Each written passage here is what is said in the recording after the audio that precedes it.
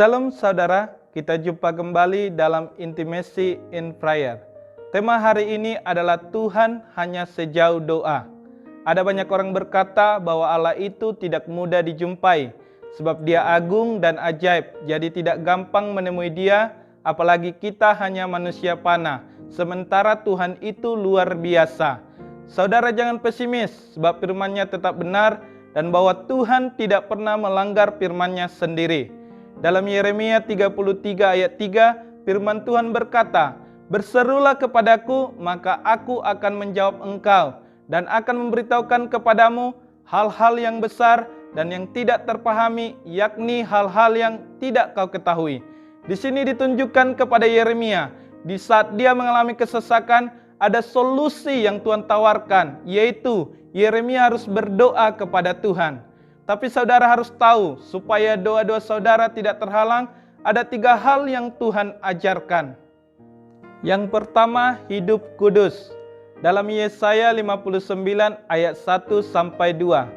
Sesungguhnya tangan Tuhan tidak kurang panjang untuk menyelamatkan, dan pendengarannya tidak kurang tajam untuk mendengar. Tetapi yang merupakan pemisah antara kamu dan Allahmu, ialah segala kejahatanmu, dan yang membuat Dia menyembunyikan diri terhadap kamu, sehingga Ia tidak mendengar, ialah segala dosamu. Yang menjadi persoalan, Allah tidak mendengar doa-doa umat-Nya adalah dosa dan pelanggaran umat-Nya. Oleh karena itu, mari tanggalkan dosa-dosa kita.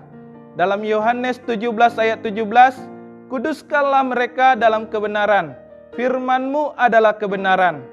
Bahkan Yesus pun berdoa kepada Bapa supaya Bapa menguduskan umat-Nya. Berarti kekudusan itu mutlak. Yang kedua, melekat dengan Tuhan atau intim dengan Tuhan. Dalam Mazmur 91 ayat 14-15. Ayat 14 berkata, "Sungguh hatinya melekat kepadaku, maka aku akan meluputkannya. Aku membentenginya sebab ia mengenal namaku."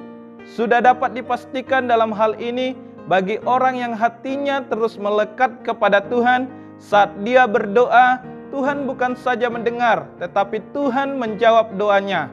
Ayat 15 berkata, "Bila ia berseru kepadaku, aku akan menjawab. Aku akan menyertai dia dalam kesesakan. Aku akan meluputkannya dan memuliakannya." Dan yang ketiga, jangan bimbang. Yakobus 1 ayat 6-7.